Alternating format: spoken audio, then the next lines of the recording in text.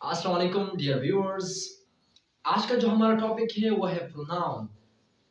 Pronoun में part 2 हम discuss कर रहे हैं। पार्ट 1 में हमने डिस्कस किया कि प्रोनाउन क्या है, प्रोनाउन की केसेस क्या है, जैसे subjective case, possessive case, objective case. ये सारे हम वहाँ पे डिस्कस कर चुके हैं। तो आज का जो टॉपिक है वो है part 2, kinds of pronoun. Pronoun के काइंड्स क्या है, कितने काइंड्स होते हैं प्रोनाउन के। टोटल जो हमारे साथ है प्रोनाउन के जो काइंड्स है वो है कितने 10। मैं बिल्कुल बारीकी से पढ़ा रहा हूँ, बिल्कुल बेसिक से, बिल्कुल फ्रॉम द स्क्रैच।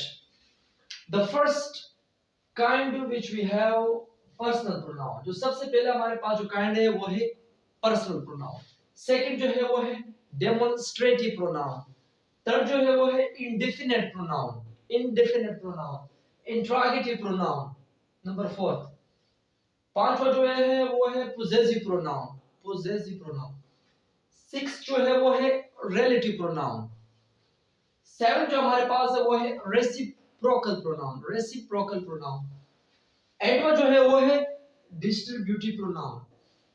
नौवा जो है वो हमारे पास है रिफ्लेक्सिव प्रोनाउन।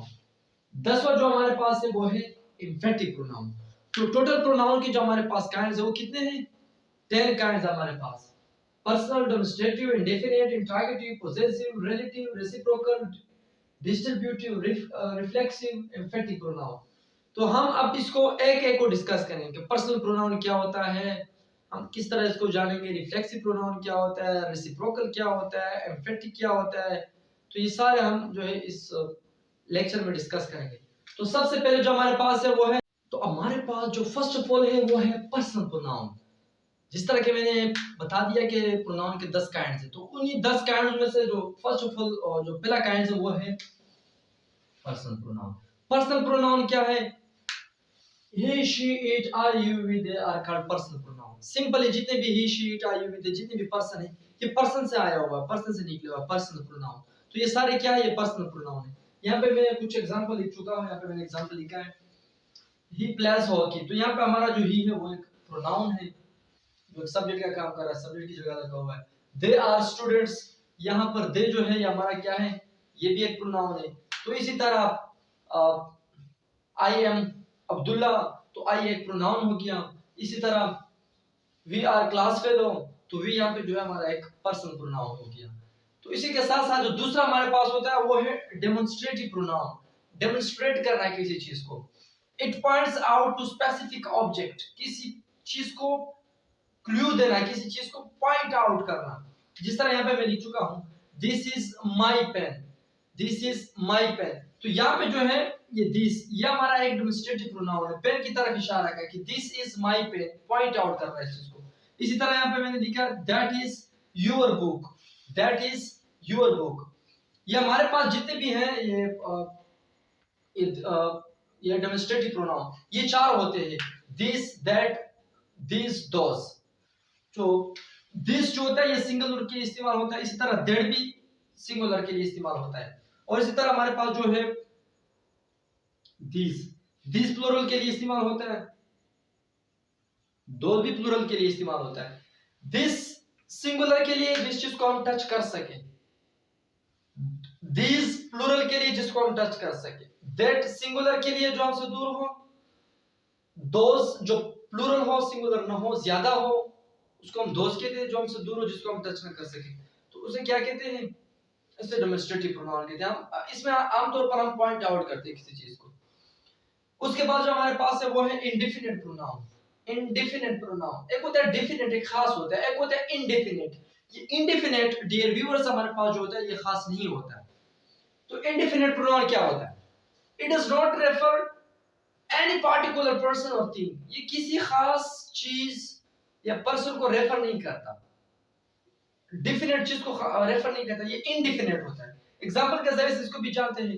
ये हमारे पास अमूमन ये होते हैं ना, जैसे यहाँ पे मैंने लिखा है, जैसे समबडी हो गया, एवरीबडी हो गया, नोबडी हो गया, एनीबडी हो गया।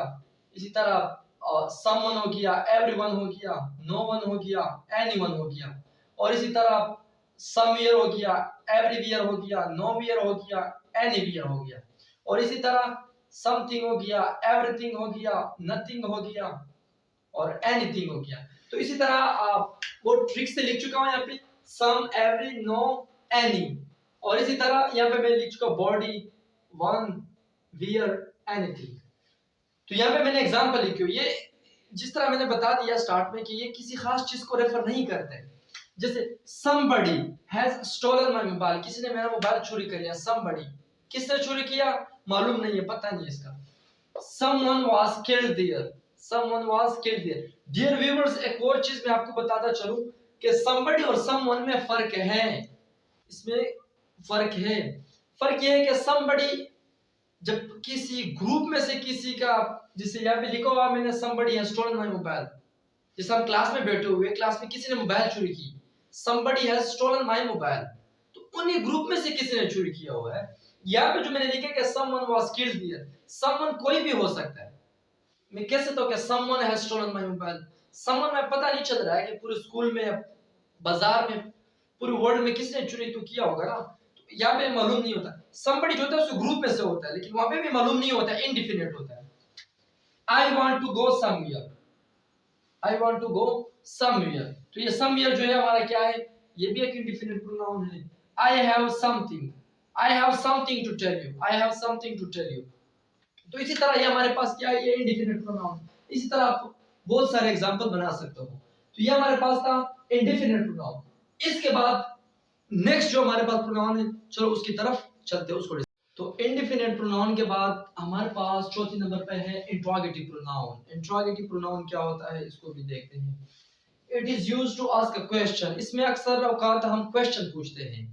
जितने भी WH के, जो इसको WH भी कहते हैं, इस प्रोनाउन को WH के, जितने भी WH से शुरू होते हैं सेंटेंस जिसमें हम क्वेश्चन पूछते हैं, ये हमारे पास जो है इंट्रोगेटिव प्रोनाउन होते हैं। यहाँ पे मैं एग्जांपल लिख चुका हूँ, एग्जांपल को देखते हैं। Who are you? Who are you? तो यहाँ पे who जो है हमारा एक प्रोनाउन का काम कर रहा है, एक सब्जेक्ट की जगह पे इस्तेमाल हुआ, तो यह लिहाजा क्या हुआ, ये हमारा एक इंट्रोगेटिव प्रोनाउन हुआ। Who are you? तो एंड में जो है क्वेश्चन मार्क भी जरूरी है इसको लगा। Where do you live? आप कहाँ रहते हो? Where do you live? तो ये where जो है हमारा, ये क्या है, ये इंट्रोगेटिव प्रोनाउन। सिंपल सी बात है। इसी तरह what is your name? What is your name? आपका नाम क्या है? सिंपल सी what जो है हमारा क्या है, ये हमारा एक इंट्रोगेटिव प्रोनाउन हो गया। ये बहुत इजी था। इसी तरह वेयर है, व्हाट है, होम है, विच है, विच हो गया।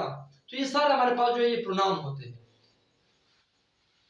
फिफ्थ नंबर पर जो हमारे पास है वो है पोजेसिव प्रोनाउन। पोजेसिव प्रोनाउन नाम से ही पता चलता है कि पोजेशन को शो कर रहा है, किसी चीज के साथ ओनरशिप को शो कर रहा है, किसी चीज के साथ मुल्कियत को शो कर रहा है। इसको देखते हैं कि पोजेसिव प्रोनाउन होता है क्या बेसिकली। ये हमारे पास जितनी भी है, माय, माइन, और, ours, your, yours, her, hers, their, ये सारे हमारे पास क्या होते हैं, you know this all words you know are called possessive pronoun because it demonstrate ownership। ये ownership को, जितने भी words है ये ownership को शो कर रहा है। ये क्या हुआ हमारे पास, ये हमारे पास जो है ये है target, सॉरी, ये हमारे पास जो है possessive pronoun है। एग्जांपल किस तरह से जानते हैं, यहाँ पे मैंने लिखा कि this is my pen। ये my जो है, my ये ownership शो कर रहा है पेन की, ये पेन जो है मेरा है, मुल्कियत शो कर रहा है। तो ये my pen जो है हमारा एक possessive pronoun है। और इसी तरह these are her books, these are her books। तो ये हर जो है, ये बुक्स जो है किसके, ये she के है, hers books उनके है। तो ये ओनरशिप शो कर रहा है, रिलेशनशिप शो कर रहा है। तो लिहाजा ये क्या हुआ, ये हमारा पास जो है ये एक पोजेसिव प्रोनाउन हो गया। इसी तरह this is our school, this is our school, ये आवर जो है ये स्कूल के साथ मिलकर शो कर रहा है, दिस इज आवर स्कूल। तो इसके साथ, इसके अंदर एक ट्रिक है जो मैं बताने वाला हूँ। ये बाज़ औक़ात ये हमारे पास एडजेक्टिव होते हैं, बाज़ औक़ात पोजेसिव एडजेक्टिव जब हम पढ़ेंगे नेक्स्ट क्लास में, तो ये हमारे पास बाज़ औक़ात ये फिर पोजेसिव एडजेक्टिव होते हैं। इसमें थोड़ा सा डिफरेंस है, थोड़ा स्लाइट डिफरेंस है between possessive pronoun and possessive adjective, इसमें थोड़ा डिफरेंस है। तो इसको मैं देखता हूँ, मैं इसको वीक प्रोनाउन कहते हैं, इंग्लिश में इसको वीक प्रोनाउन भी कहते हैं। इससे मैं यहाँ पे जो हमारे पास प्रोनाउन है माई, तो इससे मैं प्रोनाउन की तरह मैं किस तरह लिखता हूँ, मैं लिखता हूँ ना कि sorry, this pen is my, this pen is mine, ये माइन जो हमारे पास है ये एक पोजेसिव प्रोनाउन है। जितने भी पोजेसिव प्रोनाउन है ये एज ए सब्जेक्ट इस्तेमाल नहीं हो सकते। जितने भी स्ट्रॉन्ग प्रोनाउन जो है हमारे पास स्ट्रॉन्ग पोजेसिव प्रोनाउन, तो ये एज ए ऑब्जेक्ट इस्तेमाल होता है। कभी स्टार्ट में नहीं आ सकता कि माइन पेन इज दिस, तो ये गलत है ना। और ये बाकी जो पोजेसिव एडजेक्टिव जिस तरह मैंने वीक प्रोनाउन इनको कहा, ये एज ए सब्जेक्ट भी इस्तेमाल हो सकता है और ऑब्जेक्ट की तरह भी। जिस तरह मैंने यहाँ पे कहा कि दिस इज माई पेन, ये माई पेन जो है यहाँ पे एज ऑब्जेक्ट इस्तेमाल हुआ है। इस तरह मैं कहता हूँ कि my pen is there, my pen is there, तो माई को मैंने स्टार्ट में लेके आया। मेरा कहने का मतलब ये है कि ये ऑब्जेक्ट भी इस्तेमाल हो सकता है, सब्जेक्ट भी इस्तेमाल हो सकता है। This pen is mine, mine जो ये हमारा एक प्रोनाउन है। और इसी तरह यहाँ पे मैंने एग्जांपल लिखा था, इसी तरह मैं कहता हूँ ना कि these are या these books are ours, these books are ours, तो ये हमारे पास क्या हुआ, पोजेसिव प्रोनाउन है। इसी के साथ साथ छठे नंबर पे जो हमारे पास है वो है reciprocal pronoun. Reciprocal pronoun, reciprocal किसे कहते हैं, उलट हो जाना, उल्टा हो जाना, रेसिप्रोकल हो जाना। ये क्या है, there are two reciprocal pronoun. हमारे पास दो, बहुत इजी है, दो किस्म के रेसिप्रोकल प्रोनाउन होते हैं। एक है ईच अदर, एक है वन अनदर। इसमें थोड़ा डिफरेंस है। ईच अदर जो है, ईच अदर ये दो को शो कर रहा है, और वन अनदर जो है ये दो से ज्यादा को शो कर रहा है। जिस तरह मैंने कहा स्टार्ट में कि ये रेसिप्रोकल होते हैं, जैसे मैं कहता ना कि वी हेल्प ईच अदर, मतलब मैं भी उसका हेल्प करता हूँ, वो भी मेरा हेल्प करता है, तो रेसिप्रोकल है, उलट है एक दोनों। यहाँ पे मैंने एग्जांपल लिखा है, इसको जानते कि ईच अदर और वन अनदर में फर्क ही क्या है। Ahmad and Ali love each other, Ahmad and Ali love each other. तो ये ईच अदर जो है ये दो के लिए इस्तेमाल होता है कि अहमद और अली एक दूसरे से क्या करते हैं, प्यार करते हैं। और इस तरह मैं कहता हूँ कि Ahmad and Ali hate each other, एक दूसरे से नफरत करते हैं। यहाँ पे जो मैंने लिखा Muslims are brothers one another, Muslim are brothers one another, ये एज अ होल मुस्लिम की बात हो रहा है, दो से ज्यादा की बात हो रही है कि जितने भी मुसलमान हैं एक दूसरे की क्या है, भाई भाई है। और इस तरह मैं कहता ना कि दूसरा एग्जांपल लिखता हूं मैं कि द prisoners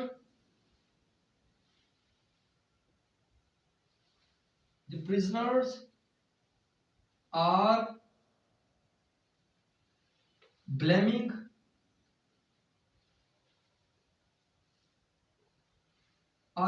one another।